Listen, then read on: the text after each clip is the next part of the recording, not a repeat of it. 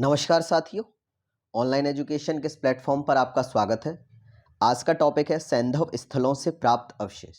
ये टॉपिक आपके प्राचीन इतिहास के विषय से संबंधित है और आपकी आगामी प्रीलिम्स परीक्षाओं के लिहाज से काफ़ी महत्वपूर्ण है। देखिए, इसमें एक तरफ जो है आपको सैंधव स्थल दिए हुए हैं और दूसरी तरफ दी हुई हैं वस्तुएं या अवशेष जो इन स्थलों से हमको खुदाई के दौरान प्राप्त हुए हैं।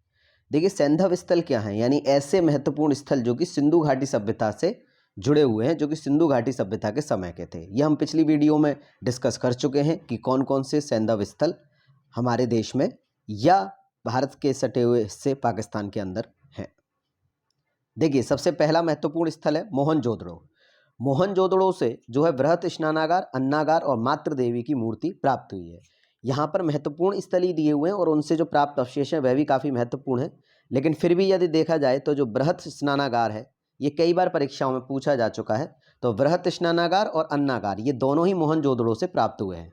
बृहत स्नानागार का मतलब ये होता है एक बड़ा सा स्विमिंग पूल, स्नानागार, जहाँ पर कई महिलाएं या स्त्रियां एक साथ जो है उसमें स्नान करती हैं। ये इस तरह की जो संरचना है ये मोहनजोदड़ो से हमें प्राप्त हुई थी। ठीक है। इसके बाद अगला है हड़प्पा। ये भी एक बहुत ही महत्वपूर्ण सिंधु घाटी सभ्यता का स्थल है। यहाँ से जो हमें जो प्राप्त हुआ है वो कब्रिस्तान प्राप्त हुआ है जिसका नाम है R37। ठीक है ना, क्योंकि हड़प्पा के जो निवासी थे इनके यहाँ पर जब किसी व्यक्ति की मृत्यु हो जाती थी तो उसको दफनाया जाता था, जबकि मोहनजोदड़ो के अंदर उस व्यक्ति को जलाया जाता था। तो इसलिए कब्रिस्तान के जो अवशेष हैं ये हमको हड़प्पा से प्राप्त हुए हैं और ताबूतों के शवाधान के साक्ष्य भी प्राप्त हुए हैं। क्योंकि देखिए भैया, जब कब्रिस्तान होगा तो ताबूत भी होगा, तो ताबूत के भी साक्ष्य हमें जो है प्राप्त हुए हैं। अगला है कालीबंगा। कालीबंगा से हमें जुते हुए खेतों के साक्ष्य मिले हैं। ठीक है ना, जुते हुए खेतों के साक्ष्य मिले हैं। देखिए, कालीबंगा जो स्थान है, यहाँ से जुते हुए खेतों के साक्ष्य मिलने का मतलब ये कि उस समय पर वहाँ खेती होती थी, खेत को जोता जाता था, तो इस बात के प्रूफ यहाँ से मिले हैं। और दूसरा महत्वपूर्ण है अग्नि वेदिकाएँ। ये परीक्षा में पूछा जाता है और इसके अलावा चूड़ियाँ भी मिली हैं।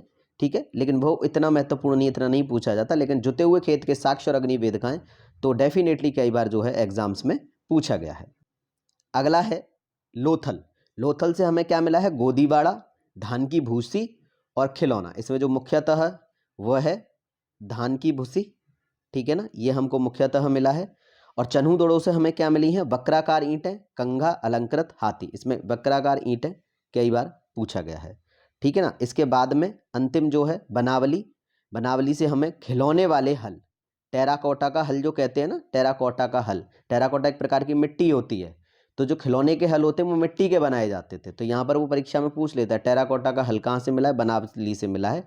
और जौ भी जो है इसका बहुत ही महत्वपूर्ण साक्ष्य है।